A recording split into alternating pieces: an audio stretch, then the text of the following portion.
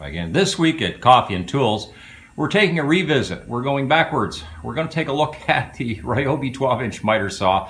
We're looking at the blade adjustment to the bed. That's a little different, but it's something we should have covered, I guess, earlier, and I just realized it and said, you know what, we need to get on that. So yeah, this week, that's what we're going to be doing.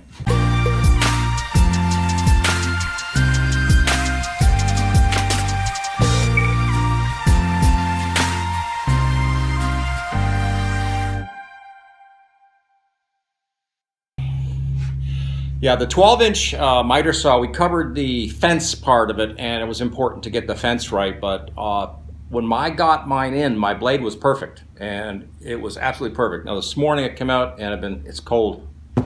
Cold is a relative word. If you're in Canada right now, it's really warm here right now. If you're in South Georgia, however, it's cold. It's really cold here. Yeah, cold.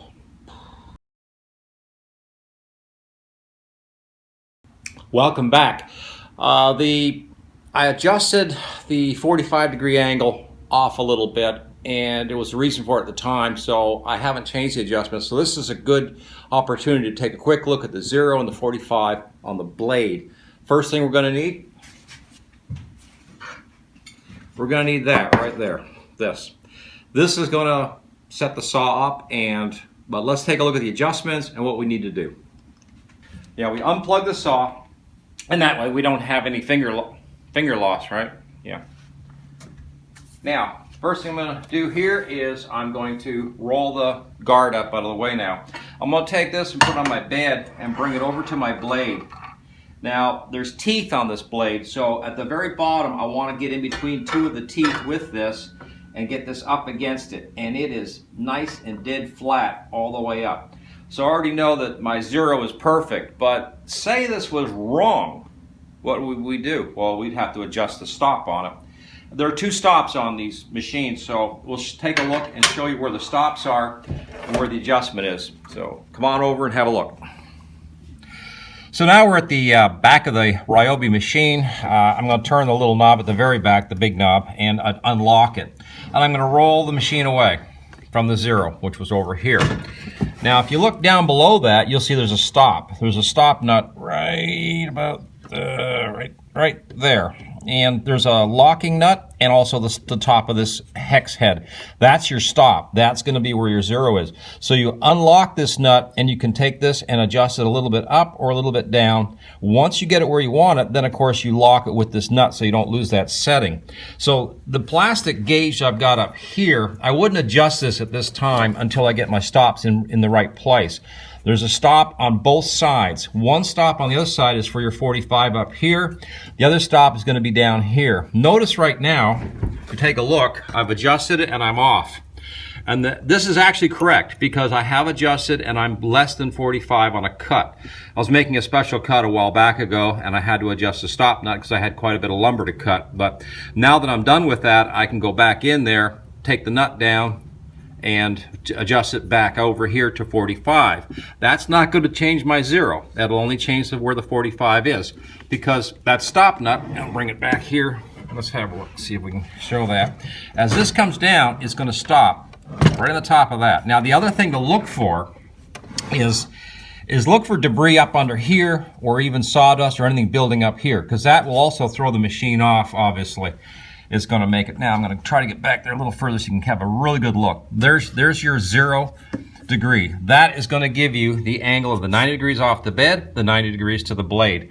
And that is actually pretty, that's actually pretty critical because let's face it, if you've got that wrong, then nothing else is going to be right at that point. Now, once you get that, if you're OCD like me, you'll probably loosen this screw off and make sure that this is adjusted to be exactly at 0 when it's there. It doesn't really make a difference though, because let's face it, when you're going to cut some lumber and you're going to throw this thing at 0, you're just going to pull it back here like that, and you're going to sit there and you're going to chop, chop, chop, and you're going to cut your stuff. But to check it, always use this. Now for the 45, it's the same thing. Let's just take a quick look. This is wrong, but that's what I want to show you. So I'm going to bring this over to the 45. Obviously the gauge says, hey, we're not at 45 right now. Well, say it said 45, but you want to check it anyways. Again, you'd roll the guard back, and with 2 hands, because I'm using an iPhone camera today, and you would bring this up like this and look for a gap, which in this case we have. Oh.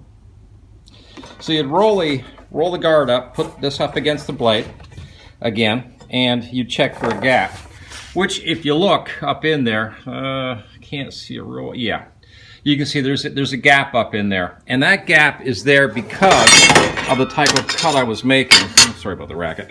And so that was what happened on that, and that's the adjustments. We did the fence a while back, but I never did the stops on the blade. The reason is, I'll be honest with you, since I got this machine, I never had to change those stops. They were perfect from when it came in. I did change the stops a while back. I was doing a special cut, and the 45 was just a little bit off, and I had a lot of lumber to cut, so I ended up adjusting it to where it's actually, I guess you could say technically it's set up wrong right now. So if somebody bought this off me, they'd be pretty frustrated with those 45 cuts. But that's, yeah, that's... If you need a speed square like that one, I'll provide a link in the description below, so you can go find one. They're not very expensive, but they're certainly a must-have handy tool for a lot of crazy things, even this thing here. And, it will help to support the channel. So again, let's finish the show. So you just have to adjust those 2 little nuts, screws, and the nuts at the back.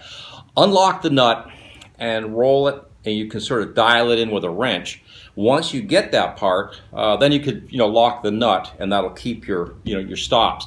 But the other thing too, I pointed out, keep them clean. Keep checking on them, because I found sawdust builds up back there, and eventually, if you don't notice it, it will throw the saw off eventually. So hey, thanks again for visiting Coffee and Tools. Bye, y'all. It's cold.